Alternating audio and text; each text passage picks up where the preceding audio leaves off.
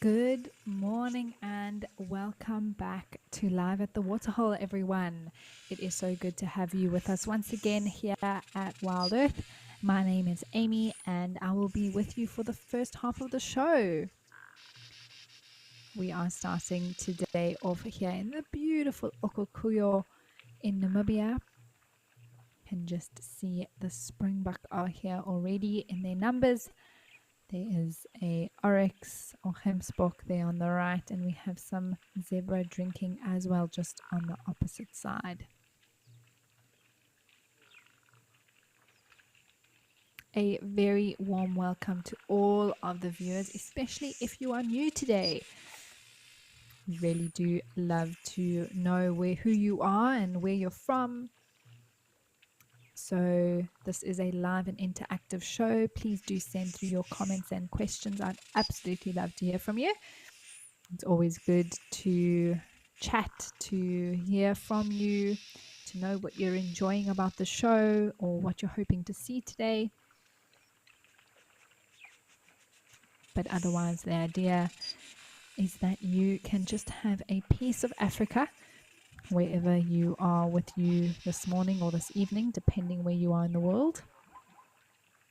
And I do hope that you find this as peaceful and relaxing as I do.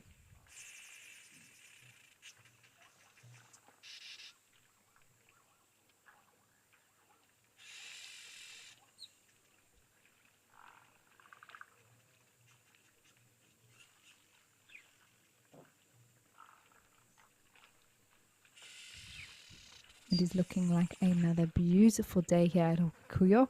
Clear blue skies, perhaps a light breeze, but for the most part, sunny and hot.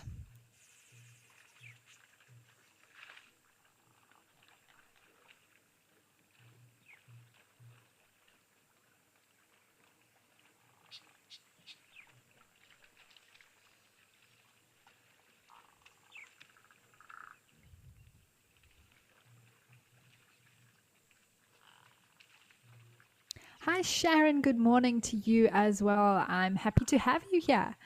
It is great to hear from you, and I really do hope that you enjoy the show today, Sharon.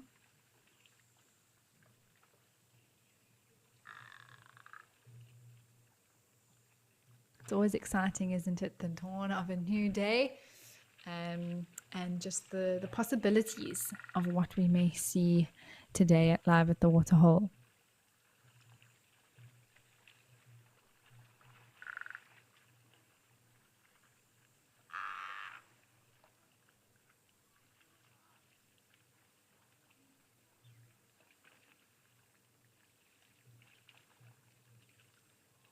I wonder how relieved the animals are, especially these diurnal or daytime animals are, to survive the night.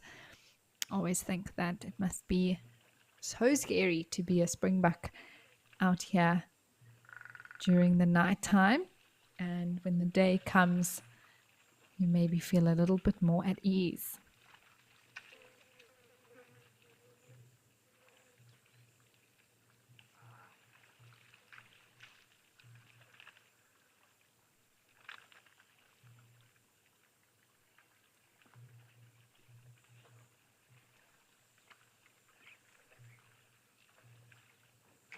There were some giraffe here earlier as well.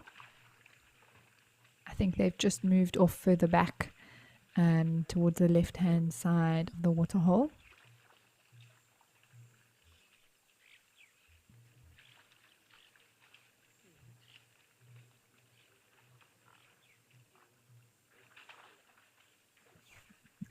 Hi, lady. Thank you, and a very happy Wednesday to you as well. It is a good Wednesday, isn't it? It's the 8th of November. Can you believe it? And it's a beautiful Wednesday at Okukuyo, where I am in the Lowveld in South Africa. It is a nice, mild day for November. It's about a high of 25 degrees today. A little bit of a cooler breeze, which is a welcomed relief in the heat of summer. There was a few drops of rain that fell last night, so it's nice to see the sun out again.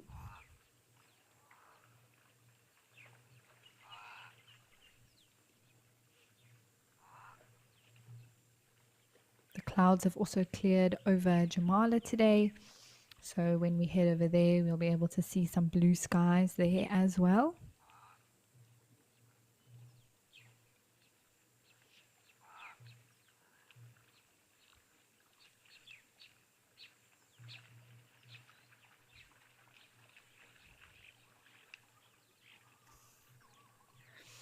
Hi, Amor, and no, I can't believe how close we are to December. It feels like January was just the other day, and now we're at the end of the year officially. I always know when it gets close to my birthday, which is it's just very much the end of the year, and it's a whole nother year down since the last one. So much has happened this year, but at the same time, it feels like it's gone by in an absolute flash.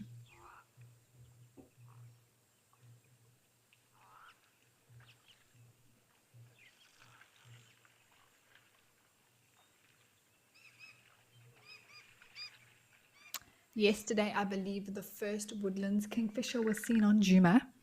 And it's also been something I haven't heard it yet, but and I haven't seen it myself, but they are definitely back in the area. So that was a milestone for me to know that they are around. And now I just have to spot one myself. And then, of course, the impala lamb prediction is still on. So I don't think one of those have been seen yet.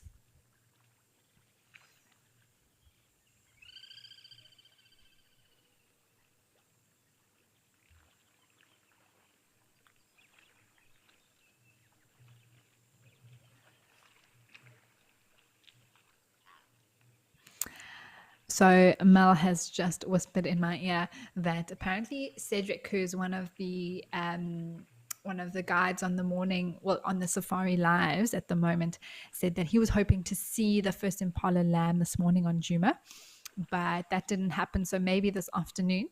I think I predicted the 12th, so I'm crossing fingers that there's still 4 more days to go, and then oh man, to get it right, that would be fantastic. I'd be so chuffed with that.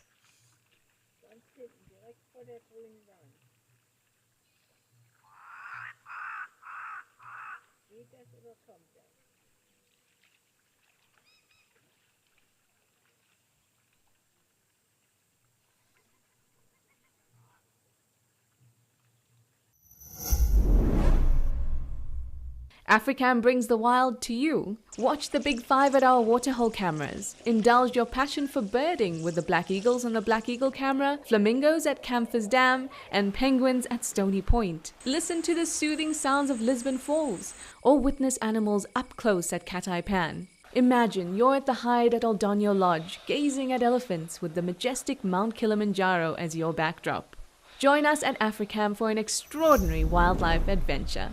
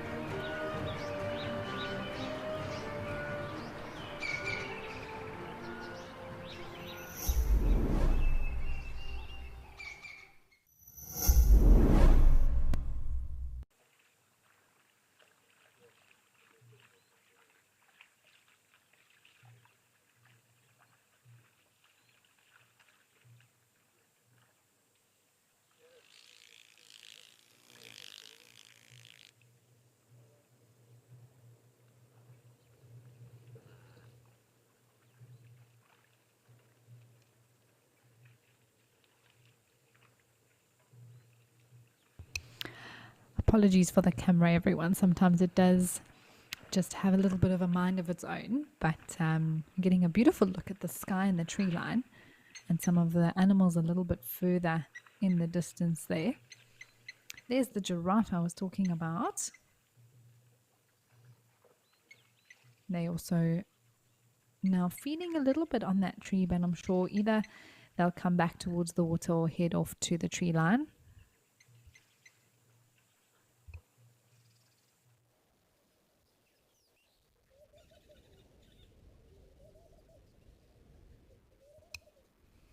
All right, well, the feed just was lost there, but we have hopped on over to Djuma in South Africa, and I see a hornbill hopping around the tree here.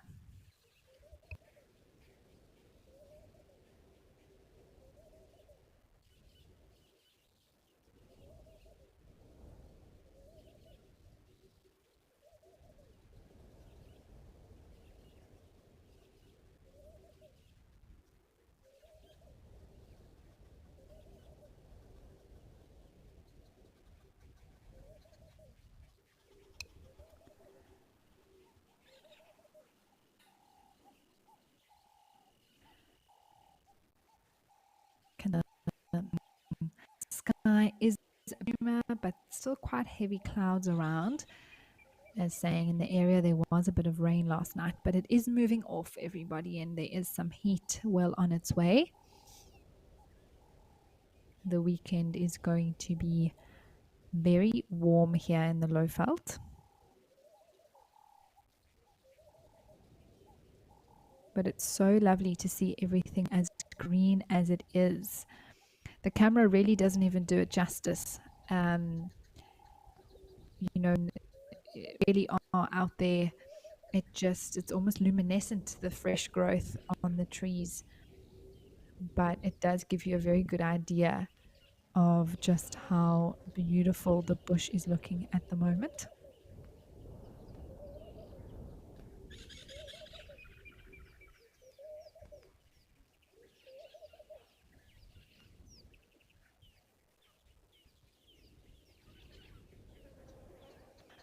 And we often get asked the question, when is the best time to come on safari?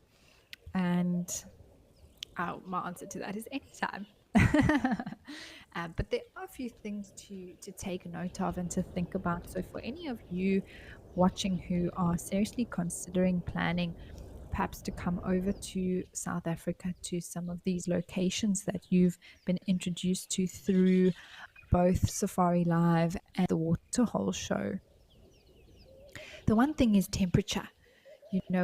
How sensitive are you to the heat, and how much does that affect your enjoyment of an experience? Particularly, I can speak to the greater Kruger National Park area here where Djuma is, in the Sabi Sands Nature Reserve and the surrounding areas. It gets very, very warm. So if that's something that you aren't going to particularly enjoy, or it would really affect your experience, being in degrees of 39, 40 degrees Celsius, then probably winter may be a better option, or perhaps the changing of the season, springtime or autumn. But the one benefit of the summer is how beautifully green everything is.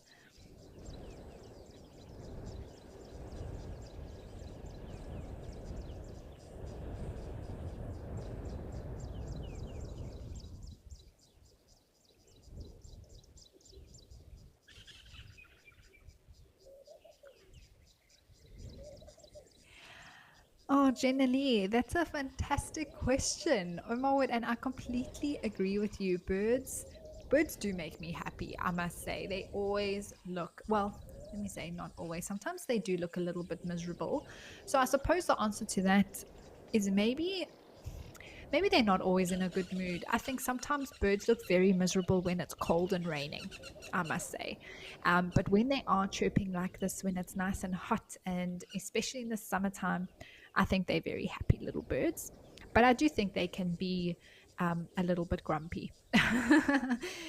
If you ever see a bird in the summer rains or in a cold winter's morning, or it's rained the night before and they're sitting there and they look a little bit dreary, and it's all grey and cloudy and they've puffed themselves up and there's little raindrops on them, then generally I don't think they're in a great mood. But on days like today, when the sun has come out after the rains, I think that's when they're happiest, when they're able to see the sun again. It's nice and warm and they've got lots of energy and they're all chirping away.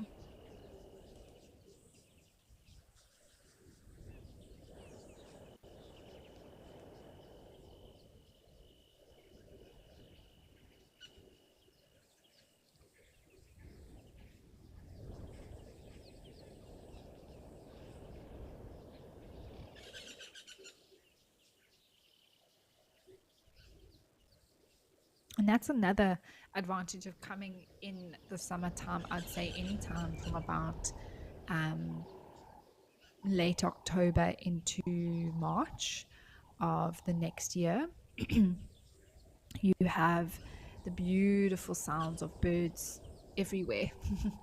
And this beautiful dawn chorus when you're out on an early morning drive.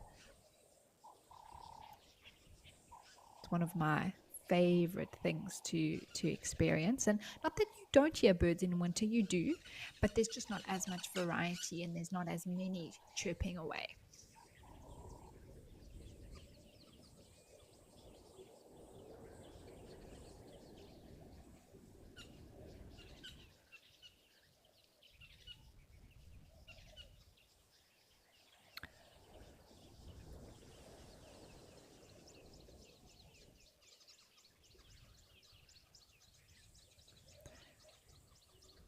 If you don't mind the bush looking quite dull and dreary, lots of tones of beige, I would say, is the color palette for the winter in the bushveld. It's beautiful as well. Um, but the advantage to that is how much more you can see because there aren't leaves on the trees, or most of them have lost their leaves. And so often sometimes the game viewing be a little bit better just because you can see further into the bush. It's easier to spot the animals. And I think the temperatures are quite mild. You definitely don't need to bring your snow boots. It's not winter as it is in other countries. It's still, you're going to get mid 20s, some 30-degree Celsius day in the middle of winter. And also not as much rain. Although this year we did have quite a bit of rain in June. So that's always not guaranteed that you won't have rain.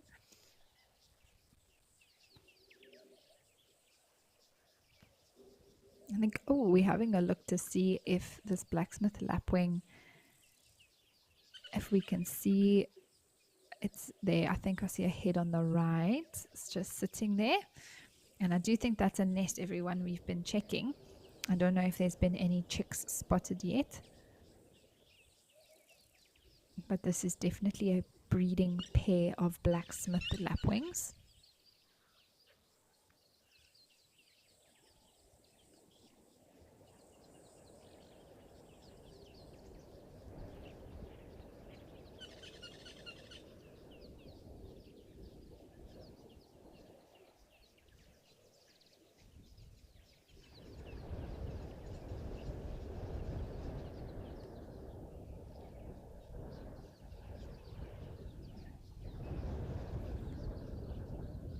Hi, Paulie. You are 9 years old, and you say that southern ground hornbills and other birds of prey always seem very serious.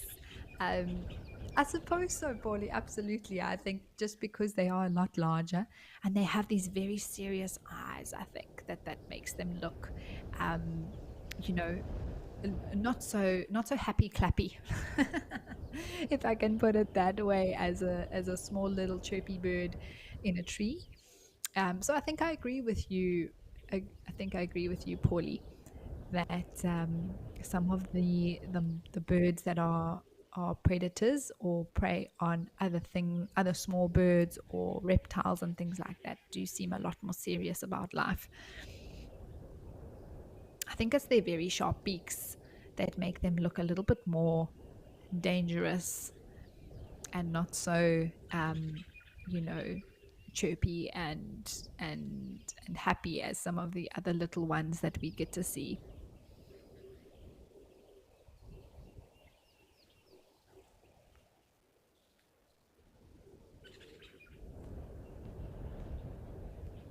And so what we're seeing here, everyone, is this could either be the male or female blacksmith lapwing. They both do, sit on the nest. And it's all about keeping those eggs warm.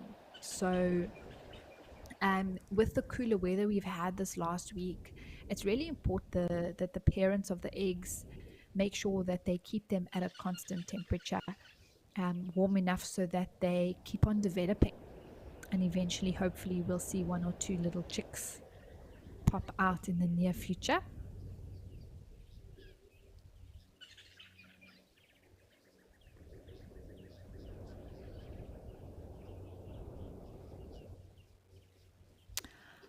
I also do apologize for the shaky camera, everyone. It's just the wind that affects the camera. It is a little bit sensitive to that, and it seems very windy there, particularly today. So I do apologize for the shakiness.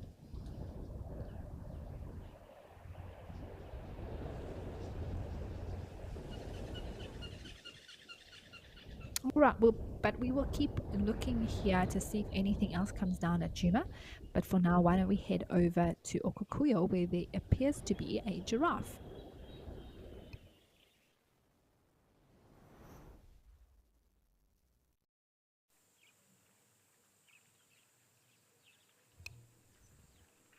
All right, there we go, everyone. I thought maybe we may get another giraffe coming down to drink this morning, and I'm so glad that we're able to see one doing it right now.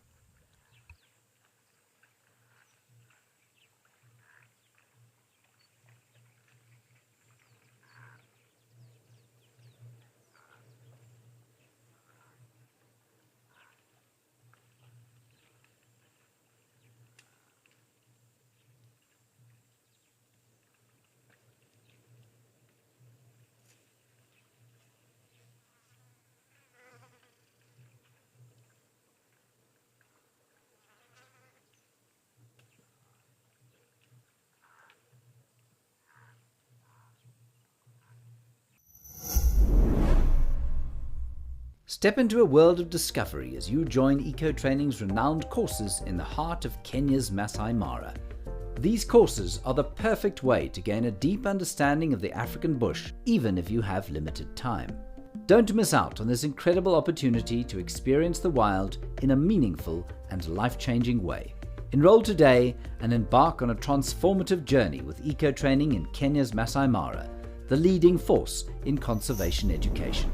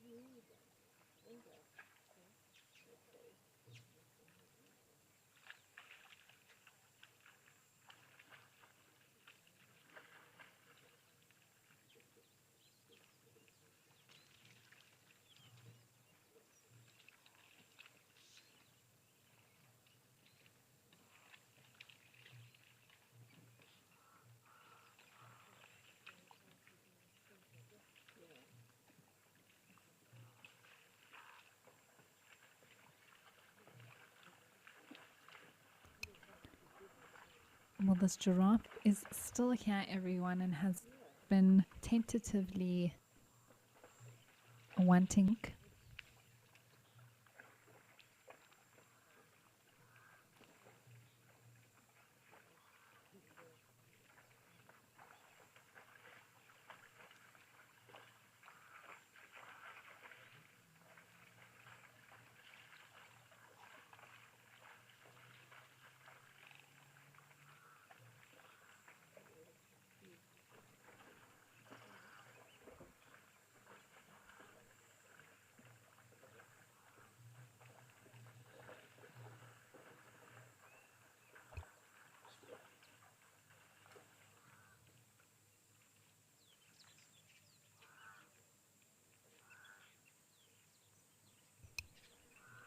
There we go. I feel like it's such an achievement when the giraffe eventually gets down to the water for longer than a second.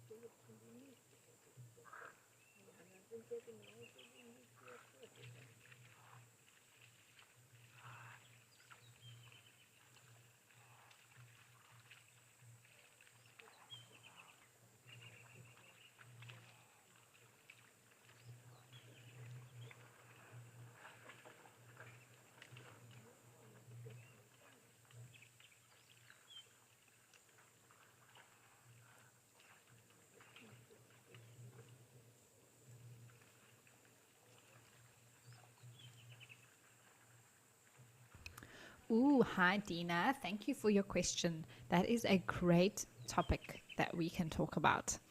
Um, First of all, I think the giraffes here at Okukuyo, because of the camera angle, the way the sun shines in the morning, particularly from the eastern side, hits them on the face, and so it's forming a bit of a shadow along their back. So it does make them look a lot darker.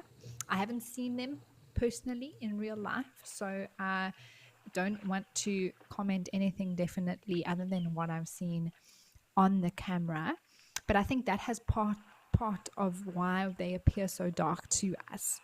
Um, but the coloring on giraffe is mostly to do with genetics. So it was thought for a long time that only sort of very old male giraffes get very very dark, which they do. There are some you can see, dominant bulls that really are almost completely black in color, very very dark brown, both on their spots and the lighter sections between their spots, Dina. So there was something to be said for maturity. But then we also see females, and this may actually be a female here. I can't say 100% for sure, but it does look like it has fluffy horns on top. And then that sort of ruled that out. It was like, well, if we're having dark female giraffes, then it's got nothing to do.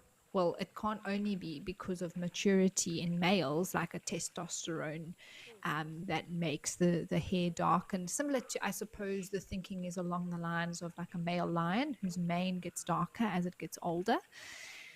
But that was proven that couldn't be the case because the females were also getting dark. Maybe they have a higher level of testosterone. What is it? What is it? At the end of the day, I think it's a combination of factors. Whether the sun itself tans the animal, I find that a little bit difficult to believe, because then we would see elephants getting darker and darker and darker as well. That we would see springbuck going black or something like that. So yeah, just a little bit difficult to say for certain.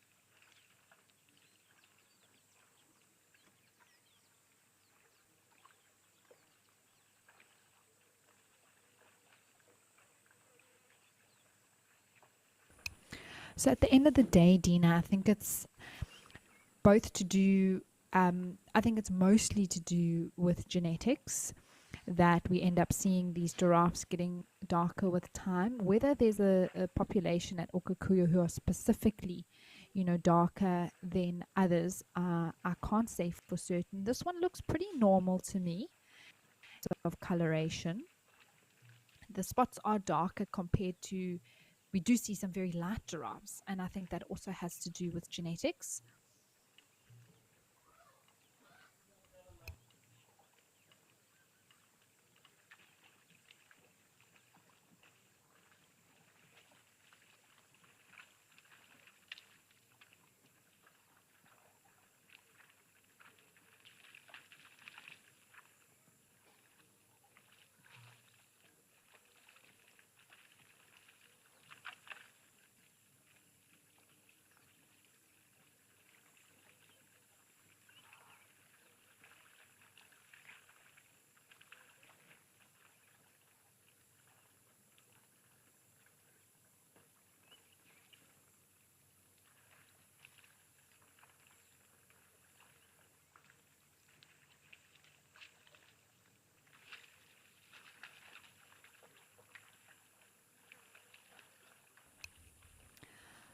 But Dina, I do think age also plays a part. So together with the maturity of the animal and then to do with the genetics, we see the darkening of giraffes as they get older. But that isn't only the case. So I think it's definitely a combination of different factors that in the end all together determine the coloration of a giraffe.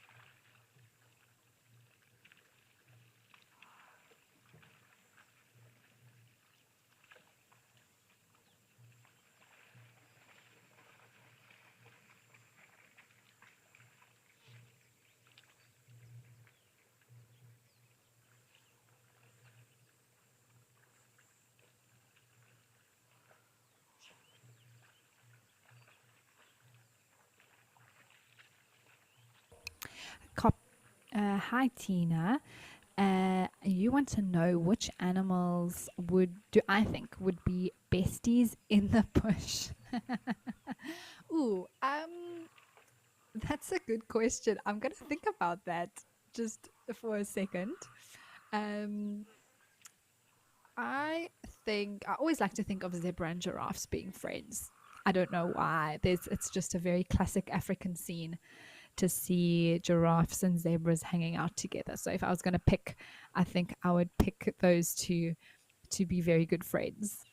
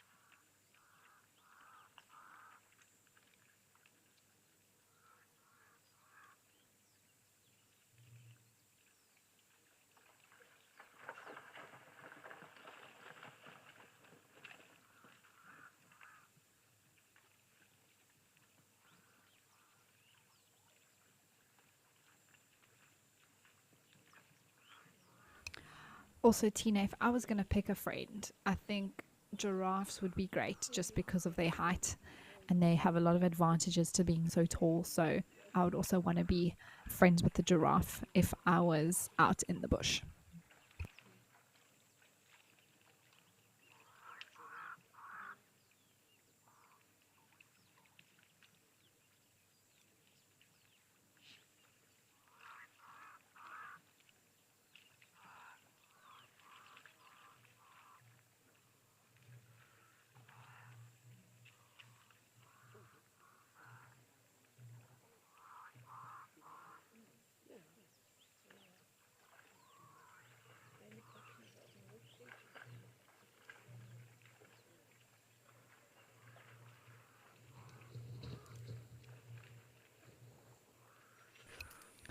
Hi, Riley. You say if you lived in the bush, you would be friends with an elephant.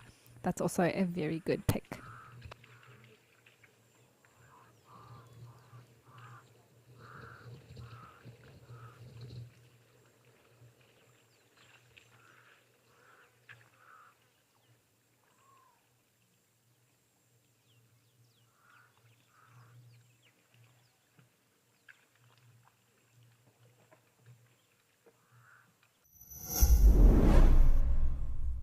Whether you're a retiree, a recent graduate, or a professional seeking a change, the 55-day Eco Training program is for you.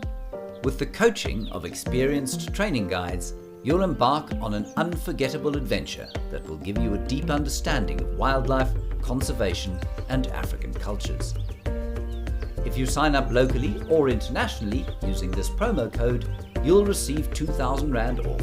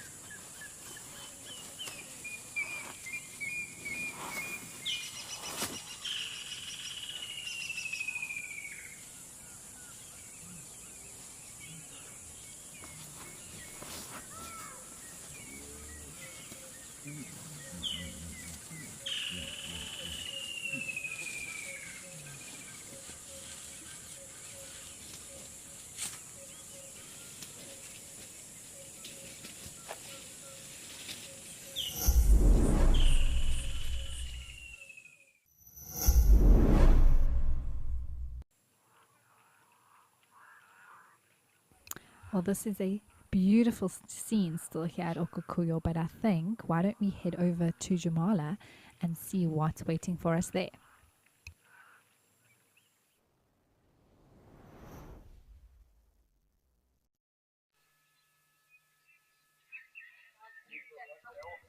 Oh, yay, everyone. Finally, we have a herd of elephants at Jamala. This has made my day. Oh, and there is such a little one there as well.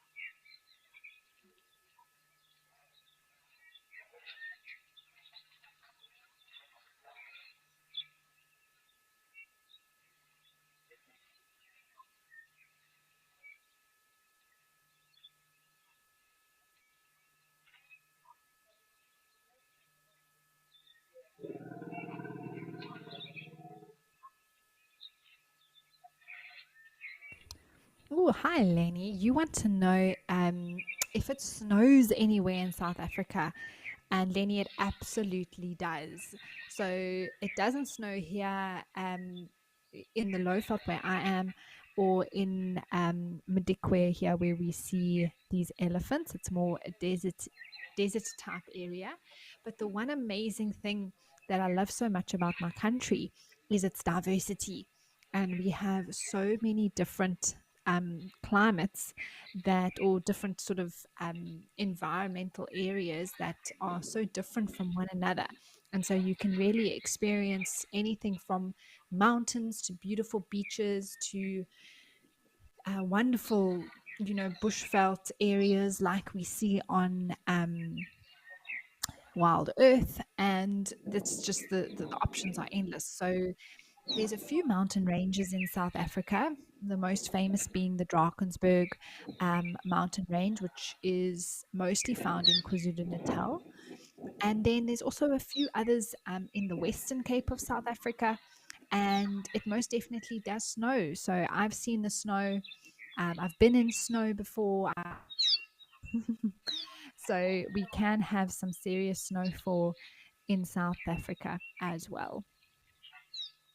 I'm originally from the Eastern Cape, and there are a few mountain ranges there as well where I've been able to visit the snow. Yeah, seen snow. So it's a very hot country, but there are some very cold places as well.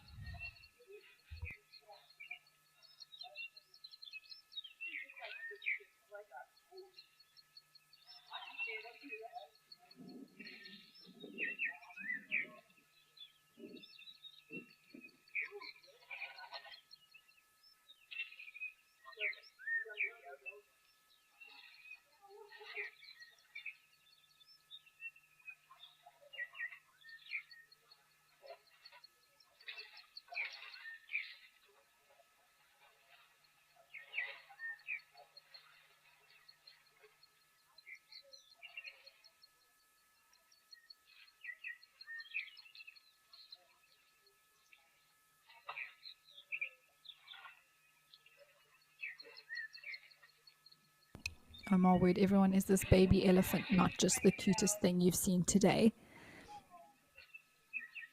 It's slipping and sliding all over this waterhole.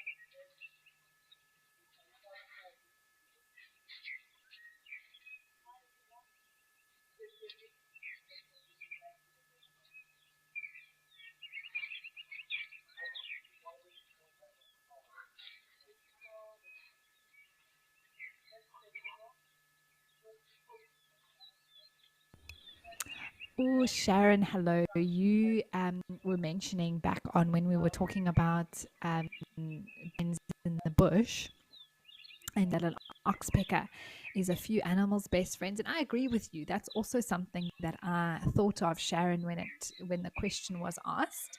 And I think that they do make very good friends with the animals that they help keep clean.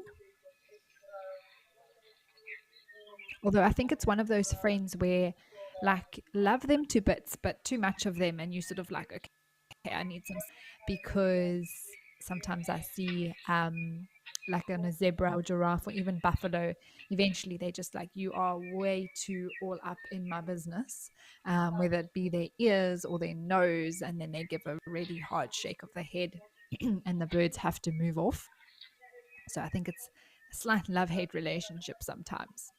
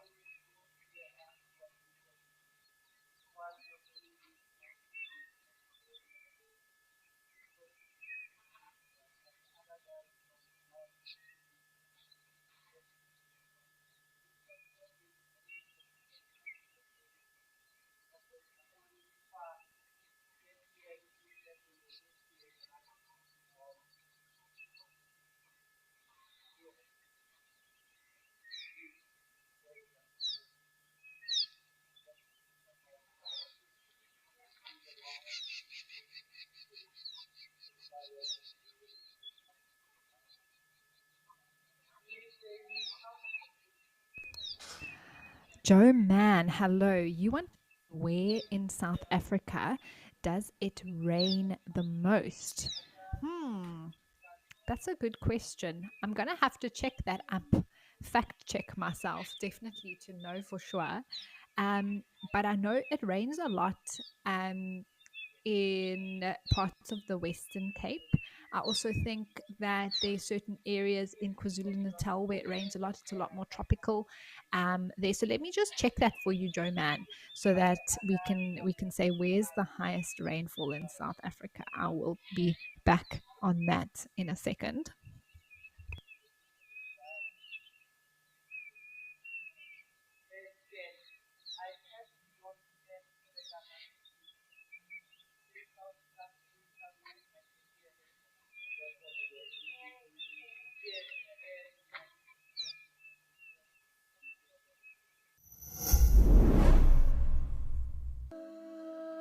What if you could explore the world from an entirely new perspective?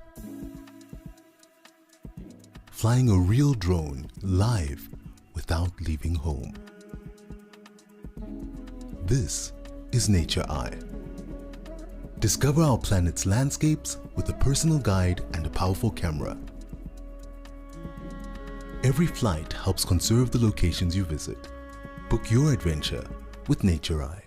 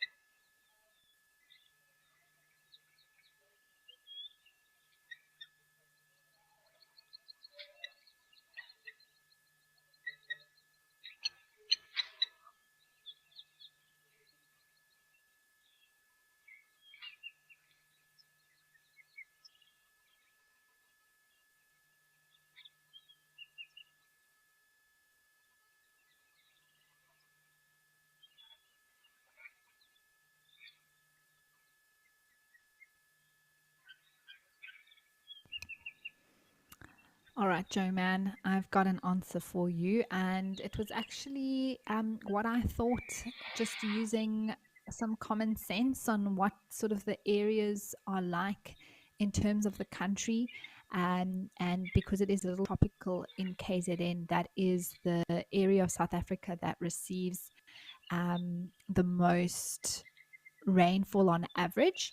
Because it's just a hot tropical climate, there's usually quite a lot of moisture in the air. It's very humid that side, so we get most of our rainfall on that eastern coastal region of South Africa. But we don't receive rain in the whole country at exactly the same times of the year. The Western Cape on the west coast of South Africa, Cape Town is the big city on that side, actually receive a winter rainfall. And of course, that is influenced by the oceans and the currents. And there is the colder Agulhas on that side. So we've have got a major ocean current, and because of that, we get the winter rainfall there. And then on the eastern side, we have the warmer current, which then means that we get a summer rainfall for most of the country, actually.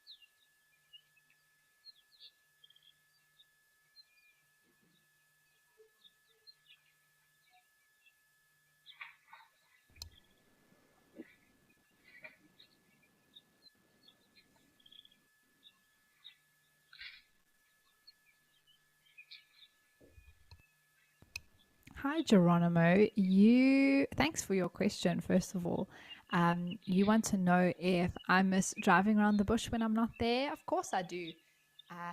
It is one of the things I love about being able to go down to Juma and be able to help when needed, um, and present live on the show. So yeah, when I'm not there, I do miss it. But I'm very fortunate to still live out in nature. I'm able to be exposed to the bush on a regular basis, even when I'm not working. So I'm very grateful for that. So even though I do definitely miss driving my own a Land Cruiser, like that is one of my absolute favorite things about being a guide and doing the shows is being able to 4x4 through the bush. Um, so I do miss it absolutely. But this is a great way to still get a bush fix, I must say. It is wonderful to be able to also just see different areas. I don't know if I'm ever going to be able to go to Kenya or Namibia, to these locations in my life. So it's a wonderful way as a guide as well as a naturalist to be able to broaden our knowledge and understanding of the bush through this kind of show is also fantastic. Just to learn a little bit more than our specialized areas. So it is great to be able to still um, comment and talk about the things that we love on the show. So even though I'm not cruising around the bush every day, and I do miss it, but it's a good balance between both.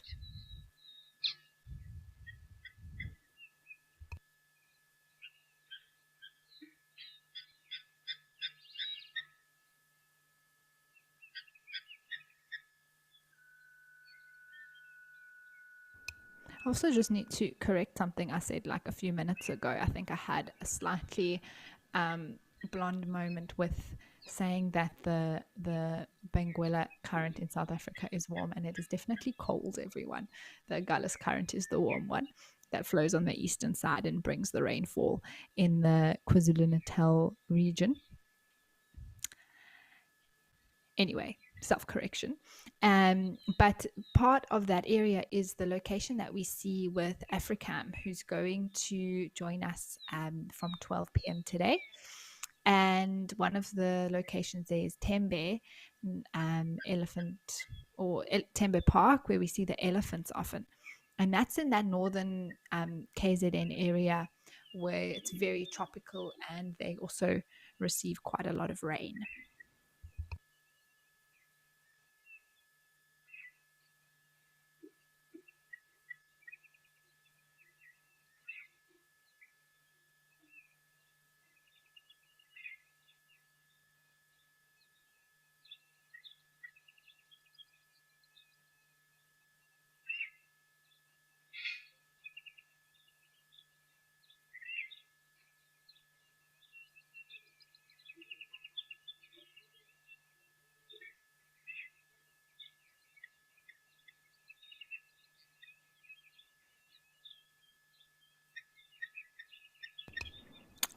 All right, so to all our UK viewers, everyone, there is a very exciting competition taking place at the moment, which you can enter to win a 6-night all-inclusive safari experience at Amakhala Game Reserve in the Eastern Cape of South Africa, which is one of the locations that we sometimes have on our Safari Live shows in the morning and afternoon. It is a beautiful game reserve, and you will be absolutely spoilt to be able to win an all-inclusive 6-night safari with international and internal transfers included.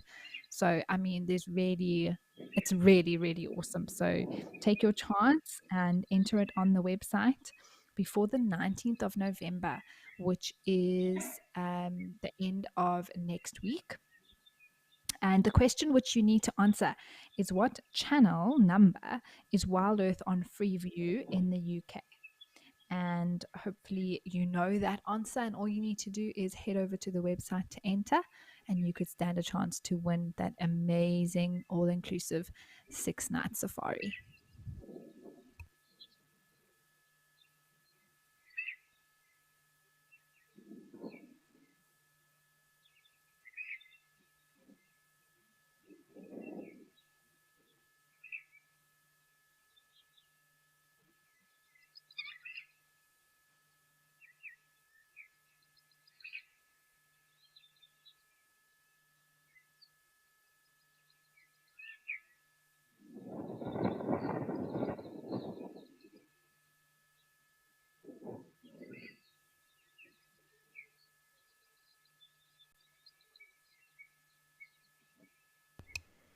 All right. Well, I'm so glad that we actually got to see that elephant herd come down to drink. And that little one was adorable. So hopefully some more will come again down to Jamala. But for now, let's head back over to Namibia.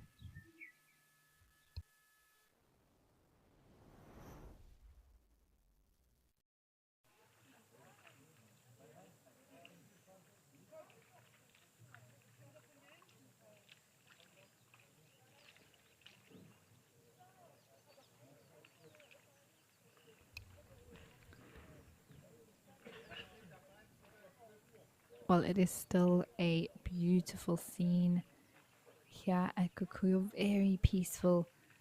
So lovely to see these little springbok moving around and gathering in the shade there on the left as well. I think it must be a very warm day here.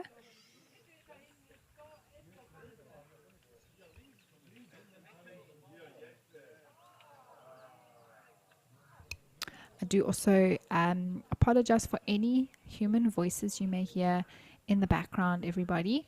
It is just the tourists that are visiting Okukuyo. They also come down and have a look at the waterhole, so sometimes we do hear them in the background.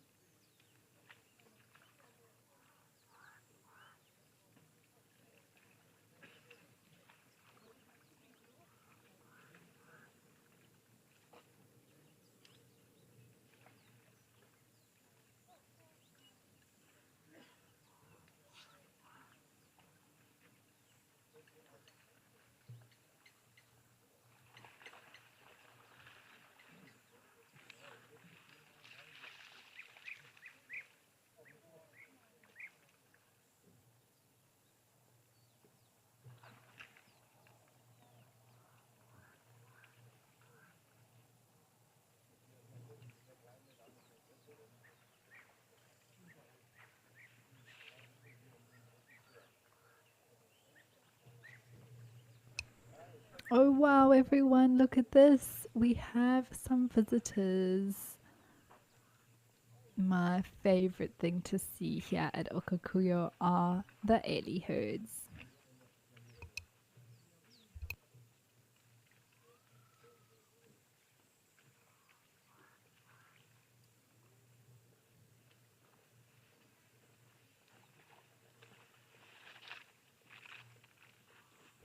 I do hope they come for another swim today. They always look so excited.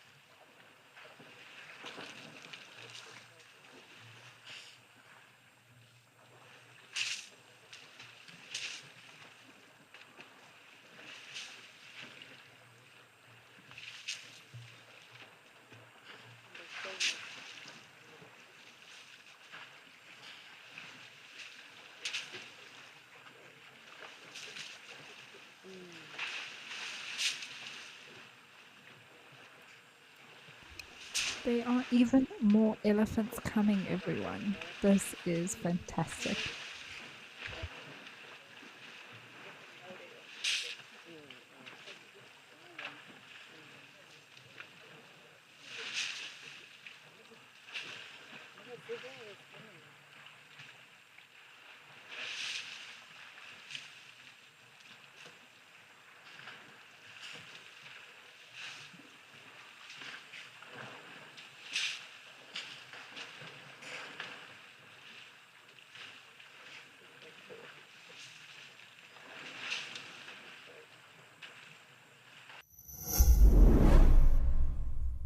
Africam brings the wild to you. Watch the big 5 at our Waterhole cameras. Indulge your passion for birding with the black eagles on the Black Eagle camera, flamingos at Camphor's Dam, and penguins at Stony Point. Listen to the soothing sounds of Lisbon Falls, or witness animals up close at Cat-Eye Pan. Imagine you're at the hide at Aldonyo Lodge, gazing at elephants with the majestic Mount Kilimanjaro as your backdrop.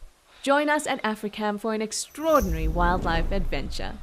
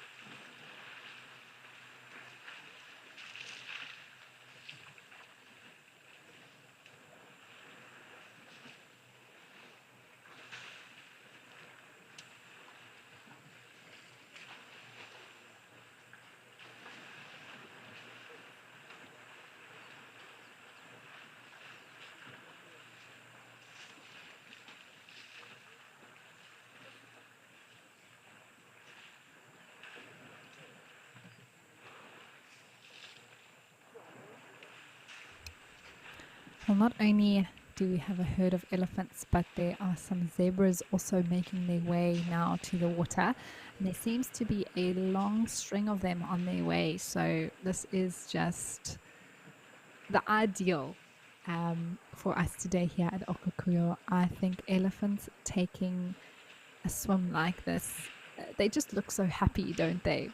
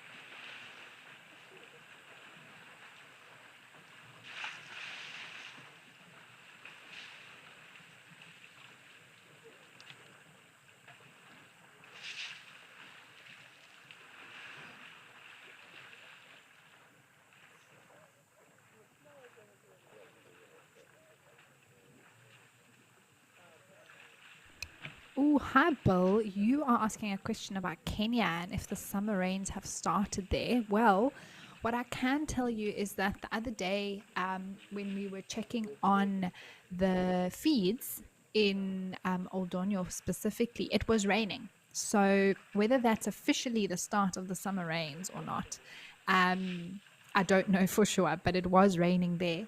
So I think there's definitely, this is of course the time where there are a lot of rainfall that happens throughout the Serengeti area. So maybe it has officially started, but I can confirm that there was rain at Oldonyo. So perhaps it has now begun there. Bill?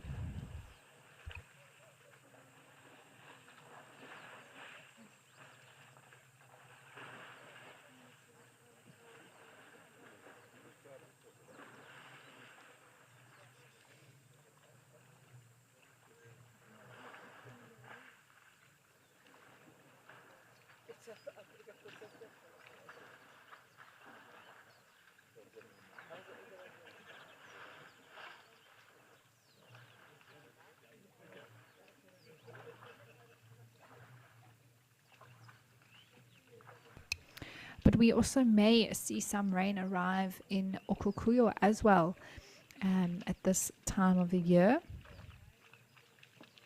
So although it looks like it is always sunny and hot here, it also can rain, of course. It is necessary. They do come. And I'd love to see what or if or how much the vegetation does change here when the rains do come.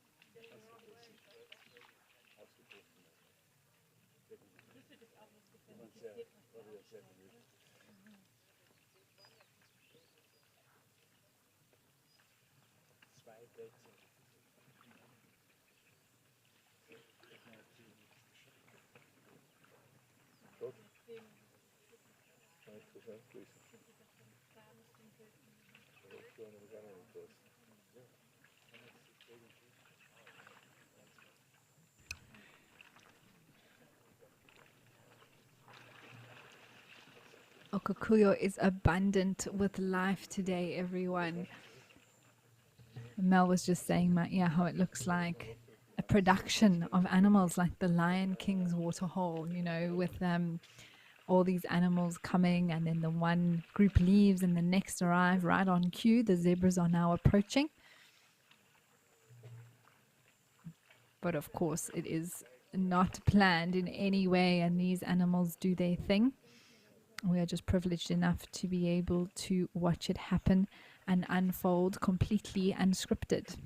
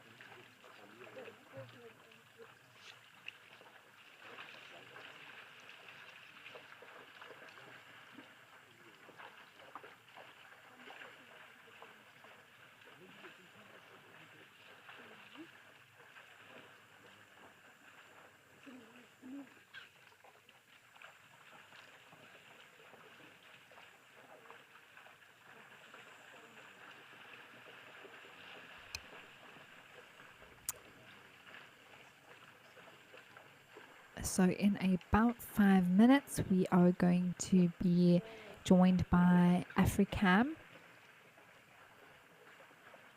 And so if you are watching on YouTube today, please make sure that you do get yourself ready to hop on over to either the website or the WildEarth app to continue watching. We wouldn't want you to miss out on these beautiful scenes here in front of us. I mean, how gorgeous are these zebra coming to drink, everybody? This is just, it's just amazing.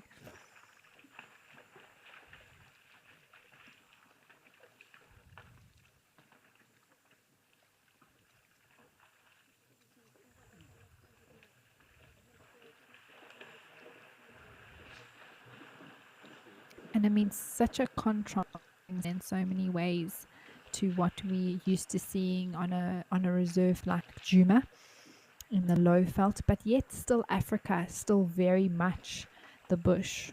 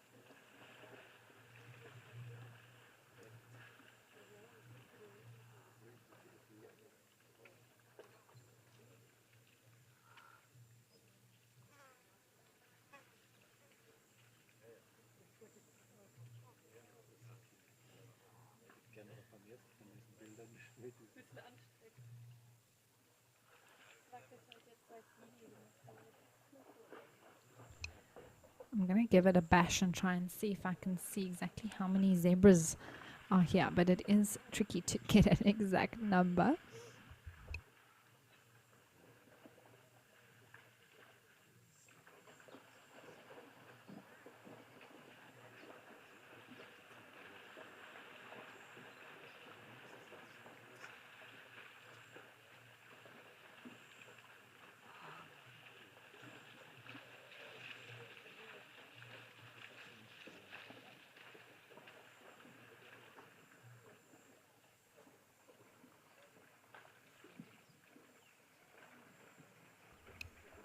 On my estimate, it's probably between 60 and 70 zebras that are here, everybody.